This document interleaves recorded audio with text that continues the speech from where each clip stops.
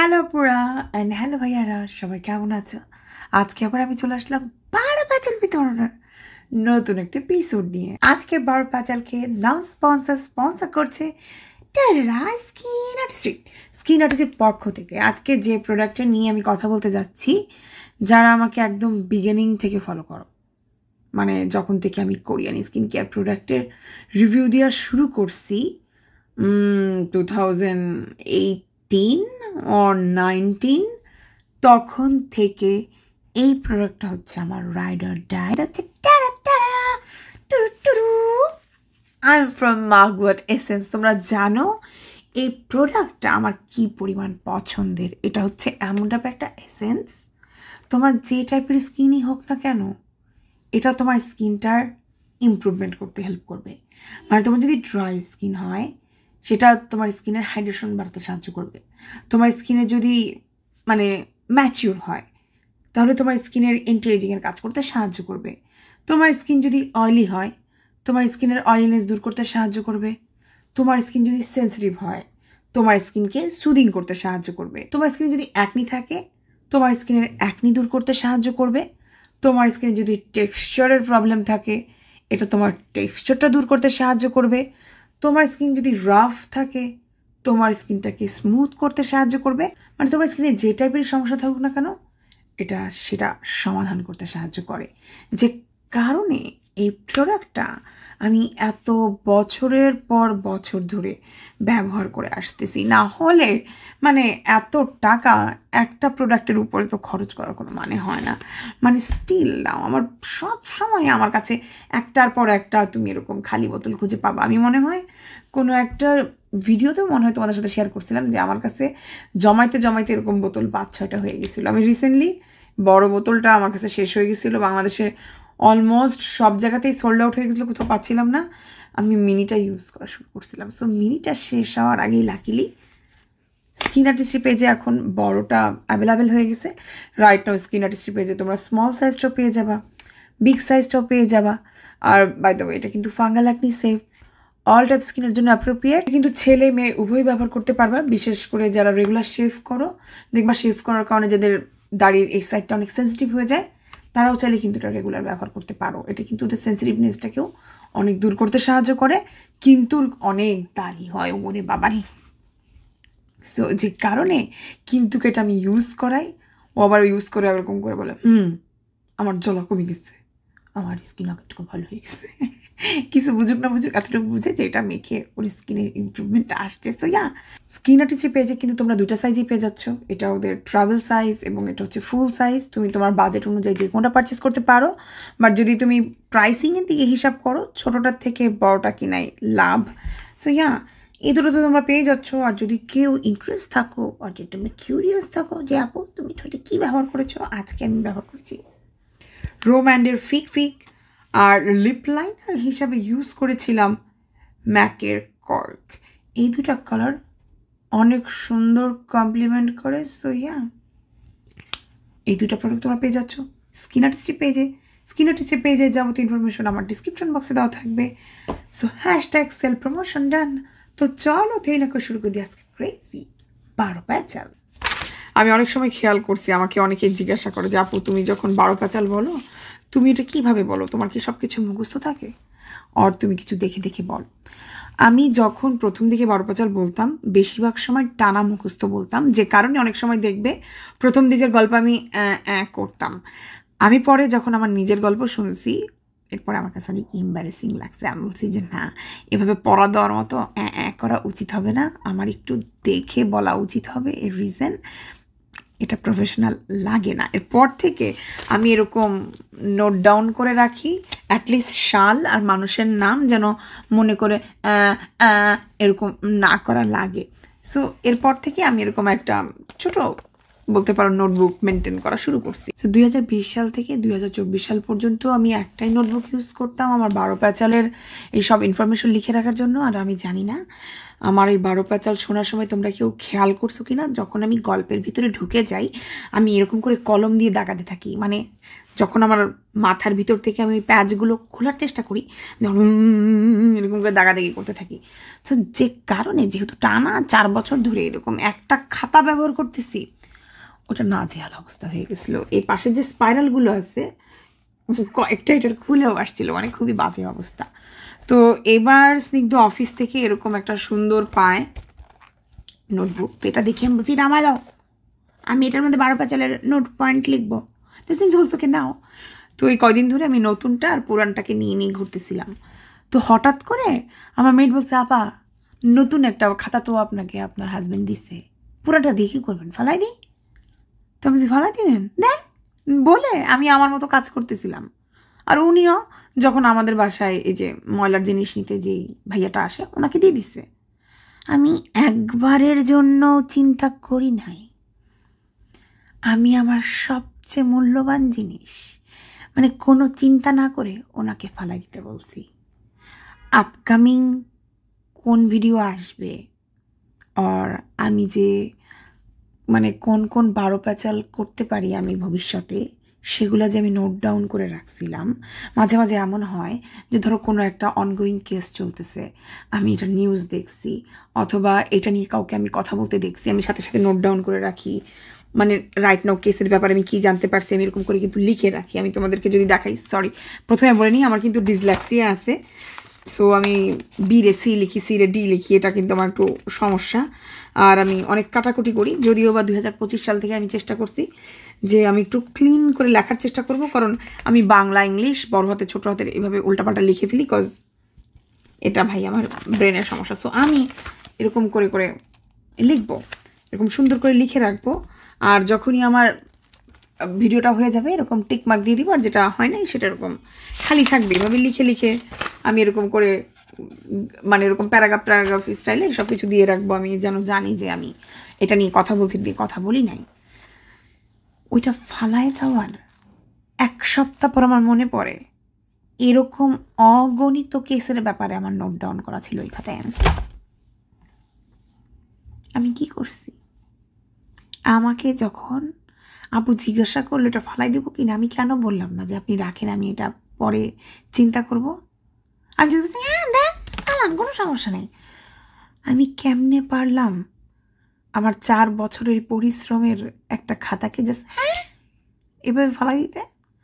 So আজকে যেই কেসটা নিয়ে আমি কথা বলতে চাচ্ছি, এটার ফুল নোট ডাউন আমার কাছে 2 বছর আগে থেকে ছিল, রাইট না আমার কাছে নাই। গেস হোয়াট, এখন আমি তোমাদের সাথে শেয়ার করব, বাট আমার মনে হয় না ওইরকম ইনডেপথে তোমাদের কাছে শেয়ার করতে পারবো, বিকজ আমার যতদূর মনে আছে যে ওখানে আমি আরও বেশি এই কেসের ব্যাপারে রিসার্চ করে রাখছিলাম। আমি শুধু চিন্তা করলাম কী করলি অনন্যা তুই তোর নিজের সাথে।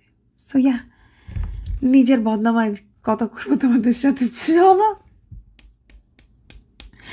আমি মানে এখনও যদিও বা ডক্টর দেখাই নাই, বাট আমি 100% শিওর আমার ADHD প্রবলেম আছে।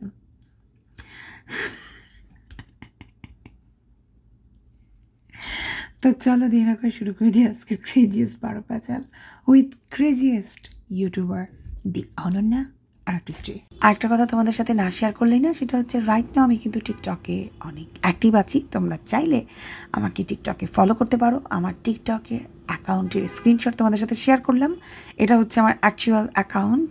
এখন তোমাদের কাছে যদি মনে হয় বাই দ্য ওয়ে টিকটকের অ্যাকাউন্টটা দেখতে এরকম লাগতেছে কেন, রিসেন্ট আমি পিসি থেকে এটার একটা স্ক্রিনশট নিয়েছি, যে কারণে এটা দেখতে এরকম চাপটা দেখাচ্ছে। আমার টিকটকের যে জিনিসটা অনেক ভালো লাগছে, যে টিকটকে খুব ইজিলি রিপ্লাই ভিডিও করা যায়। তোমরা আমাকে অনেক দেখা যায় ফেসবুকে মেসেজ দাও, তোমাদের জন্য আমি পার্সোনাল স্কিন কেয়ার রুটিন তৈরি করে দিই।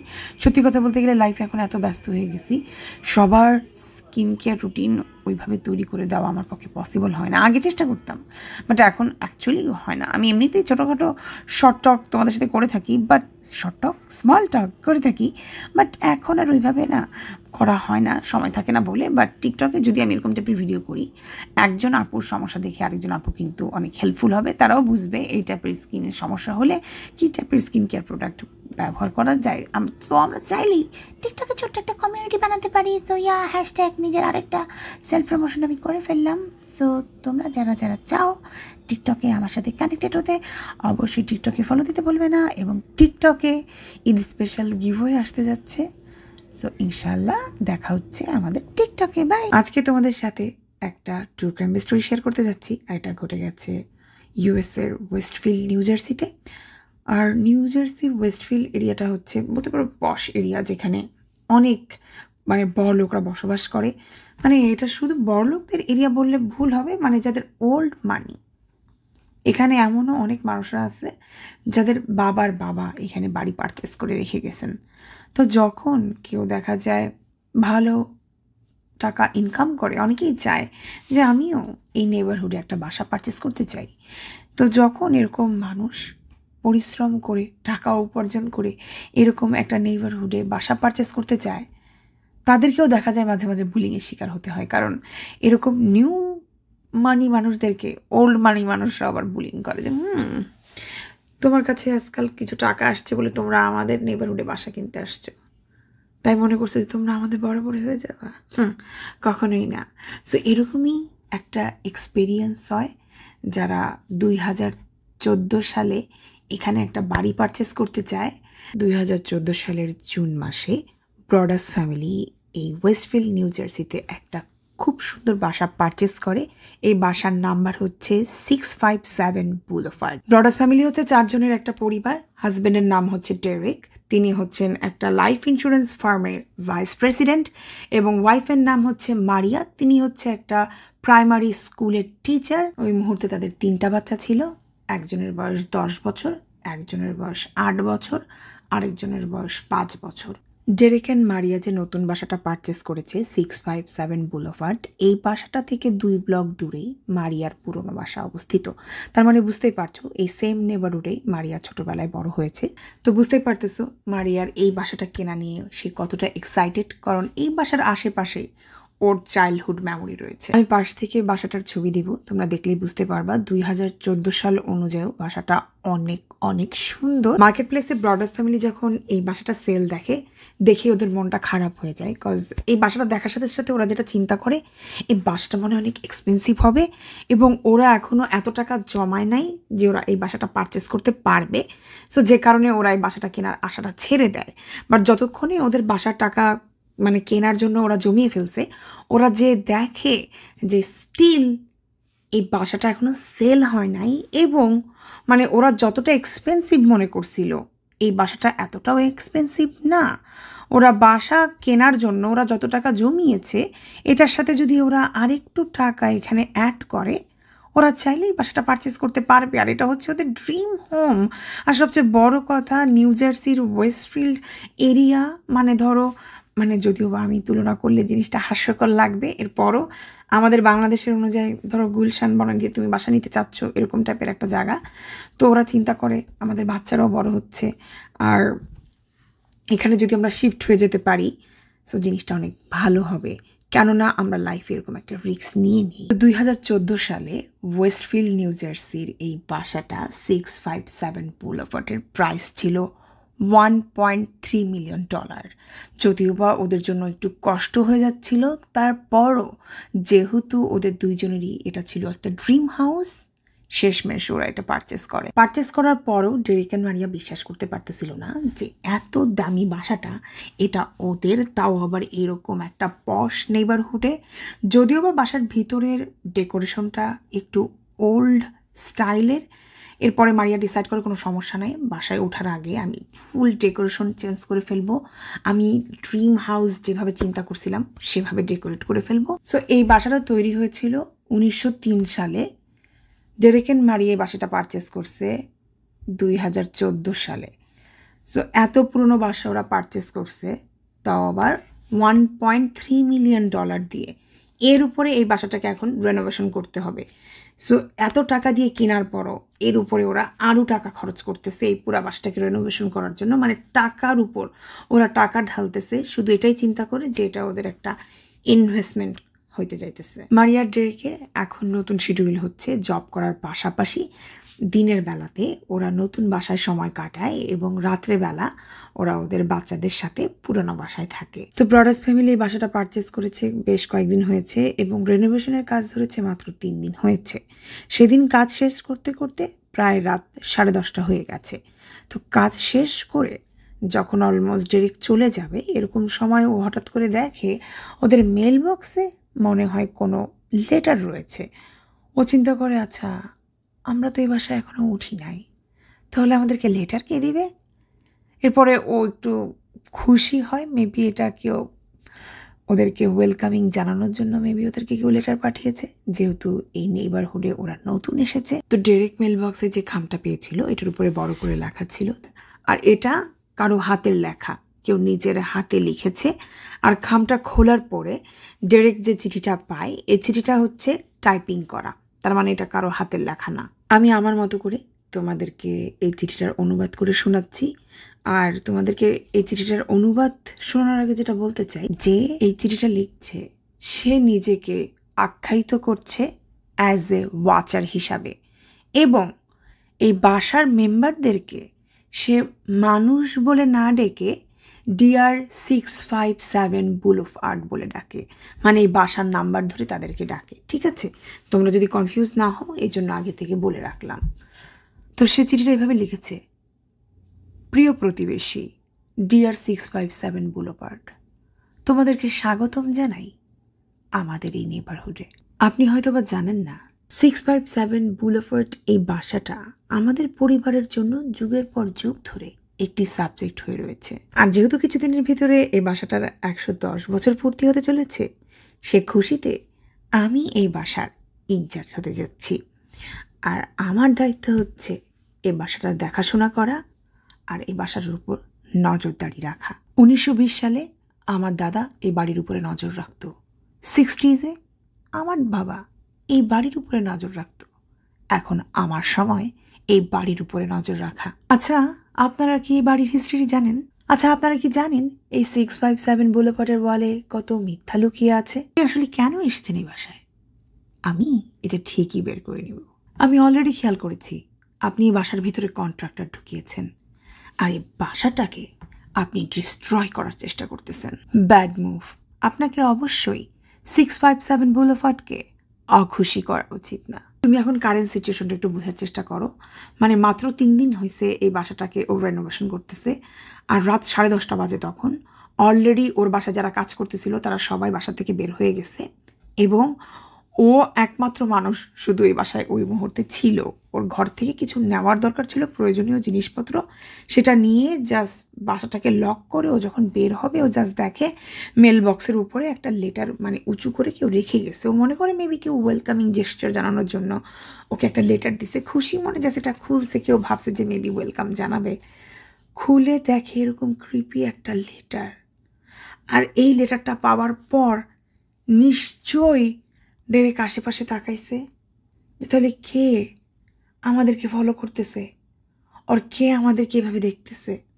আর যখন তুমি আশেপাশে তাকাই দেখবা রাত 10:30, চারপাশে একদম নীরব আর আশেপাশে কেউ নাই। ও মাই গড, কি ক্রিপি একটা সিচুয়েশন। আর লেটার এখানেই শেষ হয়নি, এই লেটারের ভিতরে ডেরেকের বাচ্চাদের কথাও উল্লেখ ছিল, যে কারণে ডেরেক অনেক প্যানিক আউট হতে থাকে। এখানে যেটা লেখা ছিল, আমি যতদূর দেখেছি তোমার 3টা বাচ্চা রয়েছে, তুমি কি চাও এই বাসাটা আমি ইয়াঙ্গার ব্লাড দিয়ে ভরিয়ে দিই? আমার জন্য অবশ্য বেটার হবে। আচ্ছা তোমাদের পুরনো বাসাটা তোমরা কেন ছাড়লে? ওটা কি তোমাদের জন্য অনেক স্মল হয়ে যাচ্ছিল? 3টা বাচ্চা নিয়ে তোমরা থাকতে পারছিলে না? আচ্ছা তোমার বাচ্চাদের নাম কি? যদিও বা এখন পর্যন্ত তোমার বাচ্চাদের নাম আমি জানি না, বাট যখন আমি জানতে পারবো তাদের নাম ধরে ডেকে ঠিকই আমার কাছে টেনে আনবো। মানে লেটারটা কিন্তু এক্সট্রিম লেভেলের ক্রিপি। মানে যদিও বা দ্য ওয়াচার এখানে ডিরেক্টলি বলে নাই, বাট এখানে কিন্তু ডেরেককে সে মোটামুটি বলতে পারো ইঙ্গিত দিয়ে দিয়েছে, মানে যখন আমি তোমার বাচ্চাদের ব্যাপারে ইনাফ ইনফরমেশন পেয়ে যাব তাদেরকে আমি করে ফেলবো। আননোন মানুষটা লেটারটা যেভাবে শেষ করেছে তোমার মনে কোশ্চেন আসতে পারে, কে আমি, তাই না?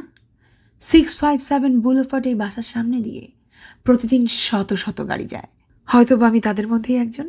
657 বুলভার্ডে দাঁড়িয়ে যতগুলো জানালা দেখা যায়, মেবি কোনো একটায় আমি দাঁড়িয়ে আছি। কাউন্ট করতে থাকো, 657 বুলোপারের সামনে দিয়ে সারাদিনে কতগুলো মানুষ যায়, মেবি তাদের মধ্যেই তুমি আমাকে খুঁজে পাবে। Welcome my friend, welcome. Let the party begin. Oh my god, oh my god, আমারই গুজবাম্প দাঁড়ায় গেছে। কি ক্রিপি একটা লেটার। ওই রাত্রেবেলা ডিরেক্ট এত প্যানিক আউট করতে থাকে, সে আর ওদের ওল্ড হাউস যেটা আছে যেখানে ওর ওয়াইফ এবং বাচ্চারা রয়েছে সেখানে আর সে যায় না। এমনও হতে পারে ওর কাছে মনে মনে এটা মনে হতে পারে যে আমি যদি এখন আমার বাসায় যাই, দ্য ওয়াচার মেবি আমার ওয়াইফ আর বাচ্চা কোথায় আছে সেটা জেনে যাবে।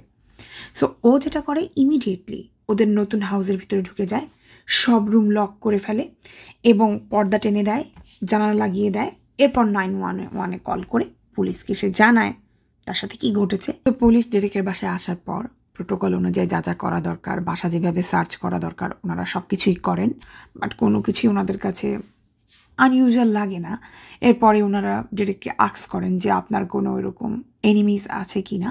ডেরেক বলে যে না, আমার এরকম কেউ নাই। এরপর পুলিশ যেটা বলতে থাকে, এরকম বড়লোকদের মাঝে মাঝে অনেক শত্রু থাকে যেটা বড়লোকরা নিজেরাও জানে না। আর এমনও হতে পারে কেউ প্র্যাঙ্ক করে আপনাকে এরকম টাইপের লেটার লিখেছে, যেহেতু আপনি এলাকায় নতুন এসেছেন, জাস্ট আপনাকে প্যানিক করানোর জন্য। ডেরেক যেটা বলতে থাকে, আমার কাছে এই লেটারটা দেখে মনে হয় না যে কেউ শুধুমাত্র আমাকে ভয় দেখানোর জন্য লেটারটা লিখেছে। আমার কাছে লিটারেলি মনে হচ্ছে কেউ আমার ফুল ফ্যামিলিকে থ্রেট দিচ্ছে। পুলিশ অ্যাকচুয়ালি নিজেরাও বুঝতেছিল না যে ডেরেককে কীভাবে উপদেশ দেওয়া যায়, বিকজ এই টাইপের কেস তারা আগে কখনো হ্যান্ডেল করে নাই। পুলিশ বলে আপনারা চাইলে এখন আপনাদের কনস্ট্রাকশনের কাজটা বন্ধ রাখতে পারেন, বিকজ আপনি যেহেতু সবাইকেই সন্দেহ করছেন আর আপনি জানেন না যে অ্যাকচুয়ালি কে আপনার এনিমিজ, সো যে কেউ আপনার বাসায় যখন তখন ঘরে ঢুকে যেতে পারে। ডেরেক অ্যাকচুয়ালি এটাও করতে পারতেছিল না, রিজন অলরেডি সে কনস্ট্রাকশনের জন্য সবাইকে পেমেন্ট করে ফেলছে। সো ওর হাতে মাত্র শর্ট টাইম আছে পুরো বাসার কাজটা শেষ করার জন্য। সো রাইট না এমন একটা সিচুয়েশন, মানে এটা মেনে নিয়ে ডেরেকের মুভ অন করা ছাড়া কোনো উপায় নেই, বিকজ এখানে ও অনেক টাকা ইনভেস্ট করে ফেলেছে। অন্যদিকেও চিন্তা করতে থাকে, আমি যদি এটা আমার ওয়াইফের সাথে শেয়ার না করি এটা অন্যায় হয়ে যাবে। পরে ডেরেক ডিসাইড করে এই লেটারটা তার ওয়াইফের সাথে সে শেয়ার করবে। ডেরেক যখন মারিয়াকে এই লেটারটা দেখায়, ডেরেক যেমন প্যানিক আউট করছে, ওর ওয়াইফ তো আরও প্যানিক আউট করা স্টার্ট করে। ওরা দুজন মিলে ডিসাইড করে আমাদের বাচ্চাদের সাথে তো এগুলো আমরা শেয়ারই করবো না, আর আমাদের বাচ্চাকে রাইট নাও আমরা নতুন বাসায় নিয়ে যাব না যতক্ষণ পর্যন্ত কনস্ট্রাকশনের কাজ না শেষ হয় এবং এই ঝামেলা না শেষ হয়। পরবর্তী দিন ডেরেক অ্যান্ড মারিয়া সারাটা দিন এই লেটারটা নিয়ে রিসার্চ করছে যে আমাদেরকে এরকম টাইপের কে লেটার দিতে পারে, কে এমন আমাদেরকে অপছন্দ করতে পারে। এরপরে দুজন মিলে একটা কনক্লুশনে আসে যে মেবি কেউ জাস্ট প্র্যাঙ্ক করার জন্য আমাদেরকে এই লেটারটা পাঠিয়েছে এবং ওরা রিয়েলাইজ করতে পারে নাই সামান্য একটা ফান আমাদের জন্য কি পরিমাণে একটা বিপদ ডেকে আনতে পারে। তো যাই হোক, এই সামান্য একটা জিনিস নিয়ে আমরা একদমই মাথা ঘামাবো না, যেহেতু এখানে আমরা আমাদের এত টাকা ইনভেস্ট করে ফেলছি। তো চলো এগুলো বাদ দিয়ে আমরা জাস্ট আমাদের লাইফে ব্যাক করি। তোর হাজব্যান্ড বলে যে হ্যাঁ হ্যাঁ, সামান্য একটা লেটার নিয়ে কেন আমরা এত চিন্তা করব। যদিও বা ডেরেক অ্যান্ড মারিয়া দুজনই বলছে যে এই লেটারটা নিয়ে আমাদের চিন্তা করার দরকার নেই, একটা ভিত্তিহীন লেটার, এটা প্র্যাঙ্ক হতে পারে, বাট দুজনের মনেই একটা কথা নিয়ে মানে অনেক খুঁতখুত করতেছিল।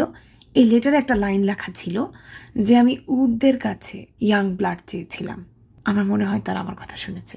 উড ফ্যামিলি হচ্ছে তারা যারা এই বাসার আগের মালিক ছিল, তার মানে ব্রডার্স ফ্যামিলি যাদের থেকে এই বাসাটা পারচেস করেছে। ডেরেক অ্যান্ড মারিয়া একটা কথাই বারবার চিন্তা করতে থাকে যে যদি এটা একটা প্র্যাঙ্ক লেটার হয়ে থাকে, এখানে কেন আমাদের আগের ওনারের নাম উল্লেখ থাকবে এবং সে লিখবে যে সে রিকোয়েস্ট করছে বলেই আগের ওনার এমন কোনো মালিকের কাছে এই বাসাটা বিক্রি করছে যাদের ঘরে ছোট সন্তান আছে, মানে ইয়াং ব্লাডকে এই বাসায় ওয়েলকাম জানাইছে।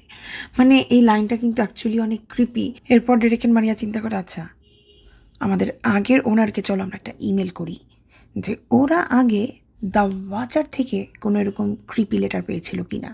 তো সেই রাতেই ডেরেক অ্যান্ড মারিয়া আগের ওনার দ্য উড ফ্যামিলিকে তারা একটা ইমেল পাঠায়। পরের দিন সকালবেলায় উডস ফ্যামিলি থেকে ওরা একটা ইমেল ব্যাক পায়। আন্ড্রিয়া উডস যেটা জানায় 657 বুলোপার্ডস এই বাড়িতে তারা ছিল প্রায় 23 বছর। 23 বছরে তাদের কাছে এরকম ক্রিপি লেটার কখনো আসেনি, আনলেস যতদিন পর্যন্ত না তারা ঠিক করেছে এই বাসা থেকে তারা চলে যাবে, তারা এই বাসা থেকে চলে যাওয়ার 3 মাস আগে তাদের কাছে একটা ক্রিপি লেটার আসে। আর এই লেটারটা পাঠিয়েছিল ওয়াচার নামের কোনো একজন পার্সন। বাট যেমনটা এই ব্রডাস ফ্যামিলি বলতেছে, এরকম ভয়ানক থ্রেট দেওয়া কোনো লেটার, সেরকম টাইপের তারা কোনো ক্রিপি লেটার পায় নাই। মানে হালকা পাতলা টাইপের কোনো একটা ক্রিপি লেটার তারা পেয়েছিল। যেহেতু উডস ফ্যামিলি অলরেডি ডিসাইডই করে ফেলেছিল যে 3 মাসের ভিতরে তো ওরা বাসা চেঞ্জই করে ফেলবে, তো এরকম উল্টাপাল্টা ক্রিপি লেটারে কেন ওরা এত মনোযোগ দিবে? তো তাই তারা এই লেটারটাকে খুব একটা সিরিয়াসলি চোখে দেখে নাই। পর ডেরেক অ্যান্ড মারিয়া আন্ড্রেয়া উডসকে রিকোয়েস্ট করে তিনি যেন তাদের সাথে পুলিশ স্টেশনে যায় এবং তার অভিজ্ঞতাও পুলিশকে জানায়। বিকজ পুলিশ একদমই বিশ্বাস করতে রাজি হচ্ছিল না যে এরকম ক্রিপি টাইপের লেটার এর আগেও কেউ পেয়েছিল। এরপর ডেরেক, মারিয়া অ্যান্ড আন্ড্রেয়া উড ওরা 3 জন মিলে পুলিশ স্টেশনে যায়। পুলিশ যেটা জানায়, যেহেতু ওয়াচার এই লেটারের ভিতরে উল্লেখ করেছে যে তারা এই বাসাটাকে 24 আওয়ার্স চোখে চোখে রাখতেছে, তার মানে আপনার বাসার আশেপাশের যে কোনো প্রতিবেশী এই ওয়াচার হতে পারে। সো আপনারা সাবধানে থাকবেন, আমরা দেখতেছি কি ব্যবস্থা নেওয়া যায়। এরপর ডেরেক অ্যান্ড মারিয়া তাদের বাসায় চলে যায়, পুরানো বাসায়। এখনও তো তারা তাদের নতুন বাসাতে মুভ করে নাই, বাট যেহেতু তাদের নতুন বাসায় এখনও কনস্ট্রাকশনের কাজ চলছে, তো কনস্ট্রাকশনের কাজ কতটুকু আগিয়েছে সেটা দেখার জন্য প্রতিদিনই তাদের নতুন বাসায় আসা যাওয়া করা লাগতো। বাট যখনই তারা নতুন বাসায় প্রতিদিন যেত, ওদের মনের ভিতরে প্রতিদিন একটা আতঙ্ক কাজ করতো। আজকে আবার লেটার আসে নাই তো তো প্রতিদিনই দেখা যেত ওরা মেল বক্স চেক করতেছে। বাসায় গেলেই প্রত্যেকটা জানলা দিয়ে ওরা দেখার চেষ্টা করতেছে এখান থেকে কার বাসা দেখা যায়, কেউ আমাদেরকে দেখতেছে না তো। এমন একটা অবস্থা হয়েছে, ওদের বাসার সামনে যদি কোনো একটা গাড়ি কিছুক্ষণের জন্য দাঁড়িয়ে থাকে, এতেও ওরা আতঙ্ক বোধ করে যে কেন এই গাড়িটা এখানে দাঁড়িয়ে আছে, কেন ওই লোকটা আমাদের দিকে ভাবে তাকালো কেন। মানে সব কিছু ওরা এখন সন্দেহর চোখে দেখে। মানে ওদের মনে যে একটা খুশি ছিল নতুন বাড়িটা পারচেস করাটা নিয়ে, ওটা কোথায় জানি হারিয়ে গেছে। ওয়াচারের জন্য শুধুমাত্র যে ডেরেক অ্যান্ড মারিয়ার পার্সোনাল লাইফে সমস্যা হচ্ছিল সেটাই না, কিন্তু আস্তে আস্তে ওদের প্রফেশনাল লাইফেও কিন্তু অনেক সমস্যা দেখা দিচ্ছিল। এমন হয় যে একটা পর্যায়ে ডেরেককে তার কাজের জন্য একটু শহরের বাইরে যাওয়ার দরকার হচ্ছিল। হঠাৎ করে ও ডিসাইড করে যে না, ও যাবে না, কারণ যদি ও কাজের জন্য বাইরে যায়, ওর এমন হয় যে ও গিয়েছে আর ওয়াচার ওর ফ্যামিলির উপরে অ্যাটাক করেছে। এই কথাটা চিন্তা করে ও অনেক প্যানিক আউট করতে থাকে। এরপর চিন্তা করে যে না, আমি কাজের জন্য বাইরে যাব না, এই মুহূর্তে আমাকে আমার ফ্যামিলিকে প্রোটেক্ট করতে হবে। মানে অলওয়েজ ডেরেক এভাবে প্যানিক করতে থাকে। যদি কোনো জমি বিক্রি হয়, দেখবে সামনে একটা কিন্তু সাইনবোর্ড ঝুলিয়ে দেওয়া হয় যে অমুক এখন থেকে এই জমির মালিক। সেরকমই যখন ডেরেক অ্যান্ড মারিয়া এই বাড়িটা পারচেস করে, ওরাও ওদের বাসার সামনে একটা সোল্ড আউট এরকম একটা বোর্ড ঝুলিয়ে দেয়। তো যেই লেটারটা ওরা পেয়েছিল ওয়াচারের কাছ থেকে, সেই ঘটনাটা হওয়ার 1 সপ্তাহ পর কনস্ট্রাকশনের কাজ চেক করতে যাওয়ার জন্য ওরা সকালবেলা ওদের নতুন বাড়িতে যেয়ে দেখে কেউ ওদের এই সোল্ড আউটের সাইনটা একদম ভেঙে চুরমার করে রেখে দিছে। যদিও বা ওরা কোনো প্রুফ পায় নাই যে কে এই সোল্ড আউটের সাইনটা ভেঙে চুরমার করে দিয়েছে, বাট মনে মনে ডেরেক অ্যান্ড মারিয়া বিশ্বাস করে যে ওয়াচার এই সোল্ড আউটের সাইনটা ভেঙে দিয়েছে, কজ ওরা একদমই পছন্দ করছে না যে ডেরেক অ্যান্ড মারিয়া এ বাসায় কনস্ট্রাকশনের কাজ করছে। এই ঘটনা ঘটার 2 সপ্তাহ পর মারিয়া আবার তাদের নতুন বাসায় যায় তাদের কনস্ট্রাকশনের কাজ কতটুকু আগিয়েছে সেটা দেখার জন্য। তো মারিয়া তাদের মেল বক্সটা চেক করতেছিল যে তাদের সেখানে কোনো লেটার এসেছে কিনা সেটা দেখার জন্য। তো সেটা চেক করতে যে হঠাৎ করে সে দেখে যে জিনিসটা তারা ভয় পাচ্ছিল সেটাই হয়েছে। সেখানে আবার সেই সাদা খামের একই স্টাইলের একটা লেটার আবার এসেছে, যেটা কিনা দ্য ওয়াচার ওদেরকে সেন্ড করেছে। এই লেটারটা দেখে মারিয়া অনেক প্যানিক আউট করতে থাকে। ও ভয়ে চিঠিটা একদমই ওপেন না করে সাথে সাথে 911-এ কল দেয়। পুলিশদেরকে বলে যে আপনারা প্লিজ এখানে চলে আসেন, আমি এই লেটারটা আপনাদের সামনে খুলবো, আমার এত ভয় লাগতেছে যে আমি একা এই লেটারটা আর ওপেন করতে পারতেছি না। তো চিঠির ভিতরে যেটা লেখা ছিল, আপনাদেরকে আবার স্বাগতম জানাচ্ছি 657 বুলভার্ড। আপনাদের কালারফুল বিলঙ্গিংসগুলো বের করা নিয়ে দেখলাম আপনাদের ওয়ার্কাররা খুব ব্যস্ত রয়েছে। বাই দ্য ওয়ে, আপনারা দেখি খুব সুন্দর একটা ডাম্পস্টার কিনেছেন। মানে আবর্জনা রাখার বড় ডাস্টবিনের কথা তারা বলতেছে যে সুন্দর দেখেই কিনেছে। আচ্ছা, সেই ওয়ালটা কি এখন আপনারা খুঁজে পেয়েছেন যেটার কথা আমি বলেছিলাম? গত লেটারে এমন একটা ওয়ালের কথা উল্লেখ করেছিল ওয়াচার, যে ওয়ালে মিথ্যা লুকিয়ে আছে। সেই ওয়ালের কথা এখানে সে বলতেছে। এর পরের লাইনে সে লেখে, সময় দিন, আপনারা ঠিকই পেয়ে যাবেন। এটা পড়ে মারিয়া অনেক প্যানিক আউট করতে থাকে, কজ ওয়াচার অলরেডি এই বাসার ওয়ালের কথা 2 বার উল্লেখ করেছে যে কি আছে এই বাসার ওয়ালে। আবার এই লেটারের ভিতরেই উল্লেখ ছিল সে অলরেডি জানে তাদের 3টা বাচ্চা আছে, এবং সে এটাও জানে এই 3টা বাচ্চার ভিতরে একটা বাচ্চা পেন্টিং করতে পছন্দ করে। কোনো একদিন কনস্ট্রাকশনের কাজ দেখার জন্য ডেরেক অ্যান্ড মারিয়ার দুজনেরই আসার প্রয়োজন হয়েছিল। তো সেই দিন ওরা ওদের 3 সন্তানকে এখানে নিয়ে এসেছিল, এবং 3টা বাচ্চা যেহেতু একসাথে আসছিল, ওরা বাসার সামনে খেলাধুলা করছিল, এবং সম্ভবত বড় বাচ্চাটা বাসার সামনে বসে পেন্টিং করতেছিল। মেবি সেই দিন ওয়াচার দেখে ফেলছে বড় বাচ্চাটাকে পেন্টিং করতে। তো যেহেতু এই লেটারের ভিতরে পেন্টিংয়ের কথাটা উল্লেখ আছে, মারিয়া এটা দেখে অ্যাকচুয়ালি প্রচণ্ড প্যানিক আউট করতে থাকে। রিজন, আগেরটা মেবি প্র্যাঙ্ক ছিল। ওরা ভাবতেছিল যে কেউ মনে হয় এমনিতেই একটা লেটার লিখছে ওদেরকে ভয় দেখানোর জন্য, এর থেকে বেশি কিছু না। বাট যেহেতু এখানে স্পেসিফিকলি ওদের 3টা বাচ্চা আছে এটা বলছে, এবং লেটারের ভিতরে এক জায়গায় মিস্টার অ্যান্ড মিসেস ব্রাডাস, যদিও বা এক্স্যাক্টলি ওদের নাম শুদ্ধ করে লিখতে পারে নাই, বাট ব্রাডাস এটা লিখেছিল। ওরা এখন 100% শিওর যে কেউ ওদেরকে ফলো করতেছে। এই লেটারে ওয়াচার আরও লেখে, 657 বুলেভার্ড, এই বাসাটা অনেক দিন ধরে রক্তের জন্য পিপাসু হয়ে রয়েছে। আপনারা কি জানেন এই বাসার রহস্য কত দিন ধরে লুকিয়ে আছে? এই বাসাটা কত ধরনের সিক্রেট হোল্ড করে রাখছে তার নিজের ভিতরে? এখনও কি সেগুলো খুঁজে বের করতে পেরেছেন? আপনার কি মনে হয় এই ইয়াং ব্লাডগুলো কোথায়? বেসমেন্টে? আপনি কি যাবেন এগুলো খুঁজতে? ভয় পাচ্ছেন একা যেতে? অবশ্য আমি যদি আপনার জায়গায় হতাম, একা একা বেসমেন্টে যেতে অবশ্যই ভয় পেতাম, কারণ পুরো বাসা থেকে বেসমেন্টটা অনেক অনেক দূরে। যদি আপনি উপরে থাকেন, নিচে কেউ চিৎকার দিলে কেউ শুনতে পাবে না। বাইরের দেশের ডুপ্লেক্স বাসায় যে উপরের চালের ঘরটা থাকে সেটাকে তো ইয়াটিক বলে। তো ওয়াচার জিজ্ঞাসা করতেছে, আচ্ছা আপনার বাচ্চারা কোথায় ঘুমাবে, ইয়াটিকে না 2nd ফ্লোরে? আচ্ছা রাস্তার পাশ দিয়ে যে বেডরুমটা থাকবে ওই রুমে কে ঘুমাবে? আচ্ছা আপনি যদি এখন না বলতে চান, যখন আপনারা মুভ করবেন এই বাসাতে, আমি ঠিকই জেনে যাব। এই 657 বুলেভার্ডের যতগুলো দরজা আছে, জানালা আছে, সবাই আমাদেরকে সাহায্য করে আপনাদের উপরে নজরদারি করতে। এখন আপনার মনে কোশ্চেন আসতেই পারে যে আমি কে? আমি দ্য ওয়াচার। মনে রাখবেন 657 বুলেভার্ডের উপরে আমার কন্ট্রোল রয়েছে প্রায় 2 যুগ ধরে। শুনুন, উডস ফ্যামিলির অ্যাকচুয়ালি যাওয়ার সময় হয়ে গিয়েছিল। তো যখন আমি ওনাদেরকে বিনয়ের সাথে রিকোয়েস্ট করলাম আপনাদের কাছে এই বাসাটা সোল্ড করার জন্য, ওনারা আমার রিকোয়েস্ট আর ফেলাননি, খুব সহজেই আপনাদের কাছে এই বাসাটা বিক্রি করে দিয়েছে। আমি দিনে অনেকবার 657 বুলেভার্ডের সামনে দিয়ে আসা যাওয়া করি। 657 বুলেভার্ড আমার জব, আমার লাইফ, আমার অবসেশন। লাস্টে যে কথাটা লেখা ছিল, এই বাড়ির লোভের টানে পড়ে অতীতে আরও 3টি পরিবার এসেছিল, এবার এলে তোমরা। তুমি জানো আমি তোমাদেরকে চোখে চোখে রাখবো। ফার্স্ট লেটারটাও ক্রিপি ছিল, বাট আমি বলবো 2nd লেটারটা আরও ক্রিপি, আরও ক্রিপি। আমি যতবার এই 2nd লেটারটা পড়েছি ততবার আমার কাছে ক্রিপি লেগেছে। আমি এখন যে তোমাদেরকে বলতেছি, মানে এখনও আমার কাছে মনে হচ্ছে ও মাই গড, মানে এইভাবে কেউ কাউকে ভয় দেখাতে পারে?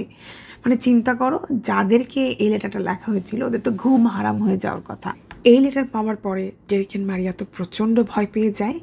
এতটাই ভয় পায় যে ওরা কয়েক সপ্তাহ ধরে ওদের মেল বক্সই চেক করতে পারতেছিল না, যে বাড়ি আর একটা লেটার চলে আসে। এভাবে 3 সপ্তাহ কেটে যায়, ওরা কোনো ওয়াচারের থেকে এরকম লেটার পায় না। বাট 3 সপ্তাহ পরে ওদের কাছে আরেকটা এরকম ক্রিপি চিঠি আসে। ডেরেক বলতে থাকে, এভাবে বসে থাকলে চলবে না, আমাদেরকে বের করতে হবে এই লেটারটা অ্যাকচুয়ালি কোথা থেকে আমাদের বাসায় পোস্ট করা হচ্ছে। তো ওরা এই চিঠিটা নিয়ে পুলিশ স্টেশনে যায়। পুলিশ যেটা ইনভেস্টিগেট করে জানতে পারে যে ওয়েস্টফিল্ডের পোস্ট অফিস থেকেই অ্যাকচুয়ালি ওদের বাসায় এই লেটারটা সেন্ড করা হচ্ছে।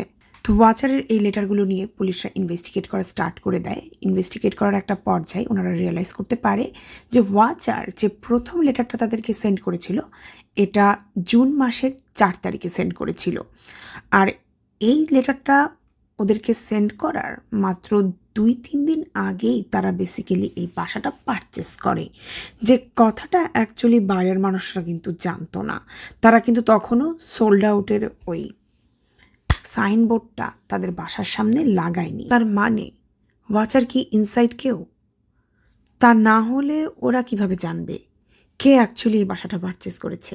এরপর পুলিশ অফিসাররা অ্যাকচুয়ালি ডেরেক এন্ড মারিয়ার বাসায় যায় পুরো বাসাটাকে সার্চ করার জন্য। পুলিশ অফিসার ডেরেক এন্ড মারিয়ার বাসায় এসে ডেরেককে জিজ্ঞাসা করে যে ওই লেটারের ভিতরে উল্লেখ ছিল ওয়াচার আপনার মেয়েকে ছবি আঁকতে দেখেছে, তাহলে আপনার মেয়ে এক্স্যাক্টলি কোথায় সেদিন ছবি এঁকেছিল আমাদেরকে একটু দেখাতে পারবেন? তো ডেরেক বলে আমাদের ব্যাকইয়ার্ডে অনেক বড় জায়গা আছে, সেখানে বসে আমার মেয়ে অ্যাকচুয়ালি ছবিটা এঁকেছে। বলে যে স্পেসিফিকলি জায়গাটা দেখান। তো ডেরেক জায়গাটা দেখায় দেয় যে এখানে বসে আমার মেয়ে ছবি আঁকছিল। তো পুলিশ একটু ইনভেস্টিগেট করে যেটা রিয়েলাইজ করতে পারে এই স্পেসিফিক জায়গাটায় যদি কেউ আসতে চায় বাইরের মানুষ, তাদেরকে ফ্রন্ট ইয়ার্ড ঘুরে বাগান ঘুরে তারপরে এই জায়গায় আসতে হবে। তার মানে আননোন মানুষ যদি এই বাসায় আসতে চায় তাহলে অবশ্যই তাদের বাসার ভিতরে তাকে ঢুকতে হবে। এই কথাটা যখন ডেরেক এন্ড মারিয়া শুনে মানে ওদের কলিজার লিটারালি কেঁপে উঠছে। ওয়াচার যে বলতেছিল যে ও সামহাউ ওয়ে খুঁজে নিবে ওদের কাছে আসার, এটা তো সত্যি পরিণত হইতেছে। মানে এই লোকটা আগে দূর থেকে ওদেরকে ফলো করতো, এখন ডে বাই ডে এই লোকটা ওদের আরও ক্লোজার চলে আসতেছে। মেবি এই লোকটার জন্য অনেক ইজি হয়েছে ওদের কাছে আসার, যেহেতু ওদের বাসায় কনস্ট্রাকশনের কাজ চলতেছে। মেবি কনস্ট্রাকশনের কাজ চলার লোকদের পোশাক পরে ওই লোকদের ভেষ ধরেও চলে আসছে বাসায়, হুনোস। সেকেন্ড থিওরি হচ্ছে যদি এমন হয় ডেরেক এন্ড মারিয়ার বাসার পাশে যাদের ডুপ্লেক্স বাসা আছে দোতলা থেকে যদি তারা কেউ ডেরেক এন্ড মারিয়া এবং তাদের বাচ্চাদেরকে ফলো করে যে তারা কখন কি করছে এবং তারা যদি লেটার লেখে তারাও কিন্তু এক্স্যাক্টলি জানতে পারবে তাদের সব মুভমেন্ট। তো সেখান থেকে আরেকজনের উপরে ডেরেক এন্ড মারিয়ার সন্দেহ আসে। তারা হচ্ছে ল্যাংফোর্ড ফ্যামিলি। হোপফুলি তাদের নামটা আমি ঠিক মতো উচ্চারণ করছি। বড়লোক ফ্যামিলিদের এই সারনেমগুলো এত ফ্যান্সি, আমার মতো ডিসলেক্সিয়ার মানে টাং টুইস্ট হয়ে যাচ্ছে। তো যেটা হয়েছিল ডেরেক এন্ড মারিয়া যেদিন প্রথমেই বাসাটা পারচেস করে এর পরপরই তাদের 2টা বাসা পরে যে নেবাররা থাকে তারা ডেরেক এন্ড মারিয়াকে একটা বারবিকিউ পার্টিতে ইনভাইট করে এবং ডেরেক এন্ড মারিয়া সেখানে যায়। সেখানে যাওয়ার পরই এই ল্যাংফোর্ড ফ্যামিলির ব্যাপারে তারা কিছু উদ্ভট ইনফরমেশন জানতে পারে। এই বাসার আসল কর্ত্রীর নাম হচ্ছে পেগি ল্যাংফোর্ড। তার বয়স 90 বছর। তার সব সন্তানরা তার সাথেই বসবাস করে আর তার সব সন্তানদের বয়স অলমোস্ট 60s 50s ঘরে। পেগির একটা ছেলে আছে যার নাম মাইকেল। ও খুবই স্ট্রেঞ্জ টাইপের, মানে বয়স হয়ে গেছে অ্যাডাল্ট পারসন, অলমোস্ট 50+ বয়স তার, কিন্তু তার বিহেভিয়ার জানি খুবই উইয়ার্ড। মানে সে এখনও মনের দিক দিয়ে 12 ইয়ার্স ওল্ড বাচ্চাদের মতো। সে একা একা খেলাধুলা করতে পছন্দ করে। সে দিনের বেলা কখনো বের হয় না, সে সবসময় বাসা থেকে রাত্রেবেলা বের হয় এবং মানুষের বাসায় উকি দিয়ে তাদের পার্সোনাল জিনিস দেখতে খুব পছন্দ করে, লাইক পিপিং টম। বাট সে আবার খুব হার্মফুল টাইপের মানুষ সেটাও না, বাট মানুষের পার্সোনাল জিনিসে তার খুব ইন্টারেস্ট, মানে খুবই উইয়ার্ড টাইপের। ডেরেক বলতে থাকেন ওনার এ বাড়িতেই জন্ম, ওনার বয়স 60 বছর, তার মানে 60 বছর ধরে উনি 65 বুলেভার্ডকে এক নজরে দেখে যাচ্ছেন। তার মানে এই বাড়ির উপরে ওনার যথেষ্ট আইডিয়া রয়েছে। আর ওয়াচার কি বলেছে এই লেটারের ভিতরে, যে জেনারেশনের উপর জেনারেশন ধরে আমরা এই বাড়িটার উপরে নজর রেখে যাচ্ছি। তার মানে কি এই ফ্যামিলি এই বাসার উপরে অনেক দিন ধরে নজর রাখছে।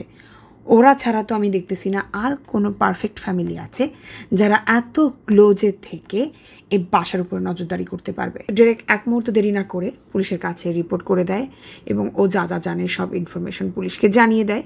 এরপরে পুলিশ বলে, যেহেতু আপনি রিপোর্ট করেছেন এই বিষয়টা আমরা দেখব এবং ল্যাংফোর্ড ফ্যামিলিকে আমরা ডাকবো এবং তাদের আমরা জিজ্ঞাসাবাদ করব। তো যেহেতু ডেরেক রিপোর্ট করেছে সে কারণে পুলিশ অফিসাররা ল্যাংফোর্ড ফ্যামিলিকে কল করে এবং তাদেরকে পুলিশ স্টেশনে ডেকে নিয়ে আসে। পুলিশরা একটা জিনিস রিয়েলাইজ করে যে যখনই কোনো কোশ্চেন করা হচ্ছে মাইকেলকে, মাইকেল অনেক ইরিটেট ফিল করছে। ও বলছে, আপনারা কেন আমাকে এসব কোশ্চেন করছেন? আমার এগুলো ভালো লাগছে না, এগুলোর উত্তর আমি দিতে পারবো না, আমি কিছু করি নাই, আমাকে এখানে কেন আনা হয়েছে? ও খুব বিরক্ত বোধ করতেছে। তো পুলিশ বলে যে ওকে ফাইন, আপনি চাইলে চলে যেতে পারেন। কারণ পুলিশরা চিন্তা করতে থাকে যে যদিও নিজে অ্যাকচুয়ালি ওয়াচার হয়ে থাকে, ও তো মানে পুলিশের কাছে এসে স্বীকার করবে না যে জি আপনি ঠিকই বলছেন, আমি ওয়াচার। তারপর পুলিশরা একটা প্ল্যান তৈরি করে যে আমাদেরকে এমন কিছু করতে হবে যেন মাইকেল নিজেই রিয়্যাক্ট করে যদি সে ওয়াচার হয়ে থাকে।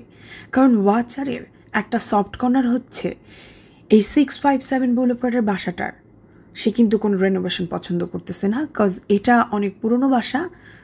যে ওয়াচার সে চাচ্ছে এই বাসাটা যেমন আছে এটা যেন তেমনই থাকে। তো পুলিশ অফিসাররা একটা প্ল্যান তৈরি করে, ডেরেক এন্ড মারিয়াকে দিয়ে একটা লেটার লেখায় এমনভাবে দেখে যেন মনে হয় সে এই লেটারটা সব নেইবারদের জন্য লিখছে।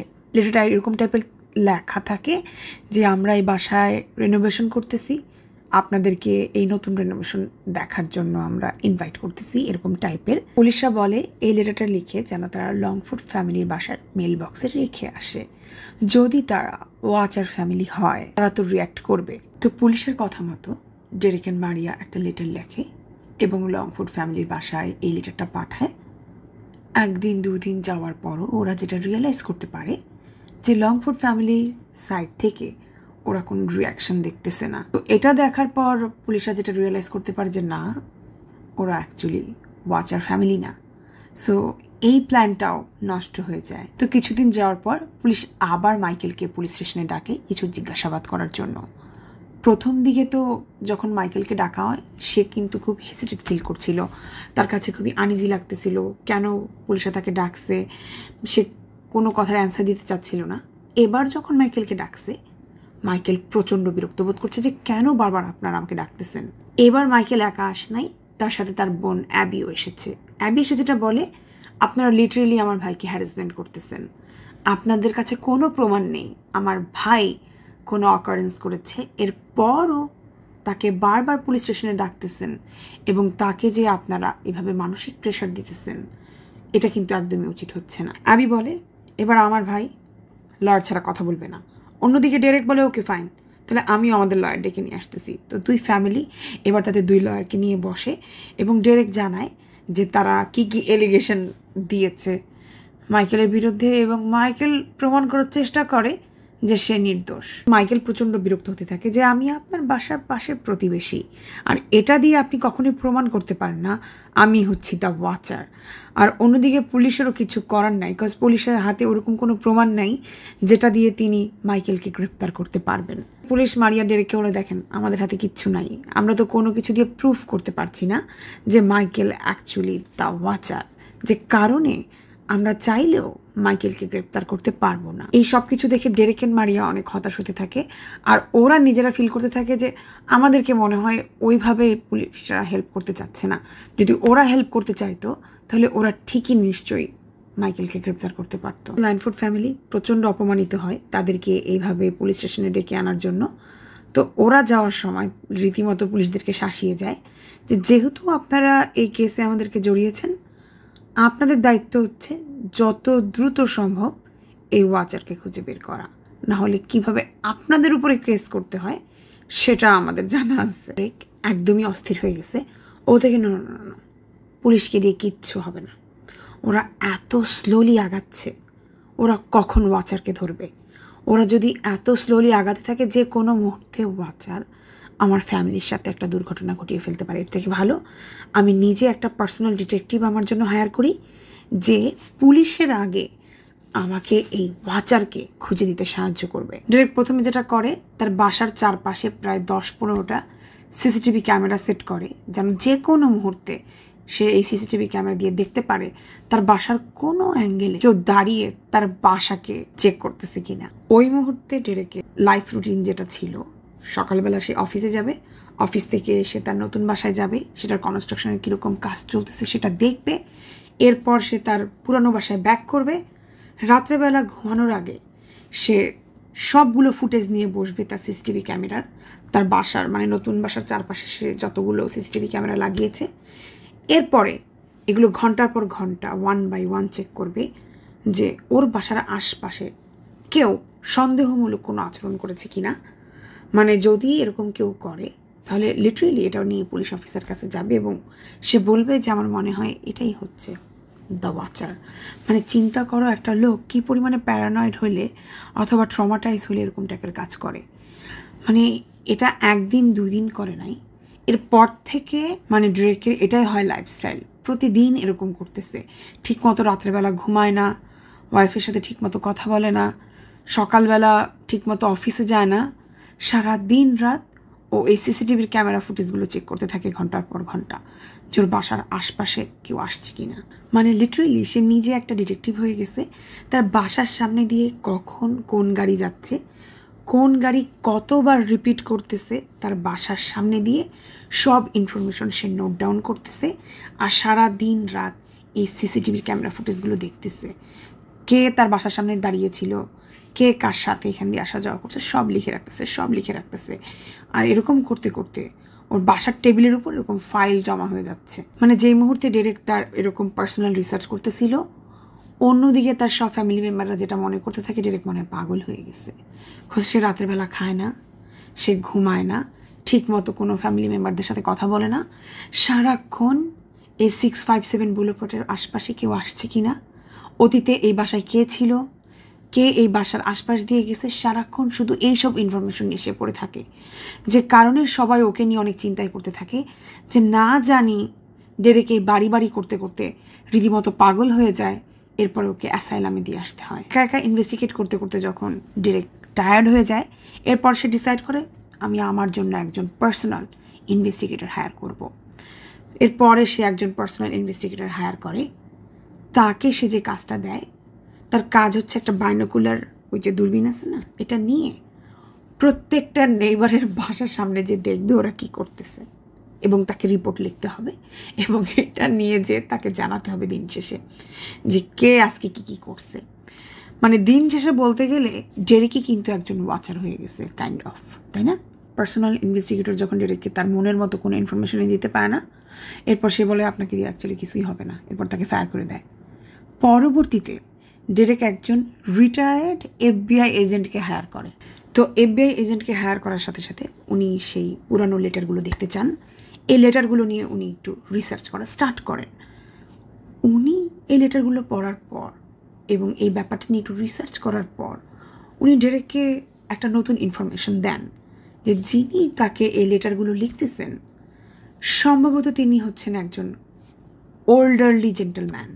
কারণ যে ওয়েতে তিনি এই লেটারগুলো লিখতেছেন, ওনার কথা বলার স্টাইল একটু পুরনো ধাঁচের, আর তিনি বলতে পারেন একটু আগের স্টাইলে কথাবার্তা বলতেছে। FBI এজেন্ট যেটা বলে যে উনি কিন্তু কখনোই ডিরেক্টলি কথা বলেন না, উনি বাসাটাকে ওনাদের নাম ধরে ডেকে কথা বলেন এবং উনি যেভাবে বাসাটাকে ভাঙতে দিচ্ছেন না, উনি পুরানো জিনিসকেই পছন্দ করেন, সব কিছু দেখে FBI এজেন্টের কাছে মনে হয় যে উনি সম্ভবত কোনো ওল্ডারলি জেন্টলম্যান হতে পারেন। অন্যদিকে FBI ডেরেককে যেটা জানায়, দ্য ওয়াচার ওদেরকে যে লেটারগুলো পাঠিয়েছে এগুলো সব টাইপরাইটার ইউজ করে লেখা, সো এখান থেকে কোনো ফিঙ্গারপ্রিন্ট পাওয়ার চান্সেস নাই, কোনো DNA পাওয়ার চান্সেস নাই।